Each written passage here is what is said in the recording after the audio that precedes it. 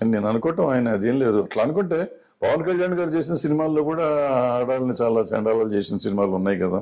ఆయన చేస్తున్నారు. చిరంజీవి గారు చేసిన సినిమాల్లో ఉన్నాయి కదా. ఎన్టీ రామారావు గారు చేసిన సినిమాల్లో, నాగేశ్వరరావు చేసిన, శోభన్ బాబు, కృష్ణ, టేక్ ఎనీ హీరో, హీరోయిన్ల వెనకాల పడి పాటలు పాడిన సినిమాలు లేవా? మరి అంటే పాటలు పాడడం పాటలు పాడతాం అంటే ఇవన్నీ చేస్తానే ఉంటాం కదా. ఏదో ఒకటి ఉండకుండా ఉంటుంది. ఆ రోజులకి అది, ఈ రోజులకి ఇది తేడాలు ఏం లేవు. ఇప్పుడు ఆ రోజులు రామారావు కూడా దొంగ వేషం వేశారు, నాగేశ్వరరావు దొంగ వేషం వేశారు, అందరూ వేశారు దొంగల వేషాలు. ఇప్పుడు పవన్ కళ్యాణ్ గబ్బర్ సింగ్ వేశారు, పోలీస్ ఆఫీసర్ గుండీలు ఇప్పేసి ఇట్ట కూర్చుని కాలు మీద కాలు వేసుకుని కూర్చుని పిచ్చి పిచ్చి డైలాగులు చెప్పి అదేదో అంత్యాక్షరి ఆడిస్తారు దొంగలతో. ఇది చేయొచ్చా? అవన్నీ అంటే సినిమా కోసం కొన్ని చేస్తారు.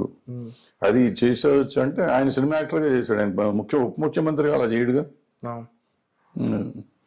సో ఆయన సినిమాలో ఇవాళ ఉన్న పరిస్థితుల గురించి చెప్పాడు తప్ప, ఆయన పవన్ కళ్యాణ్ కాబట్టి ఫ్యామిలీలో గొడవలు ఉన్నాయని అనుకుని మనం దాన్ని ఇంకో రకంగా మార్చడం తప్పదు. కానీ అది టైమింగ్ వస్తుంది కదా సార్. ఆ టైమింగ్ మన కర్మ వాళ్ళ కర్మ అంతకంటే.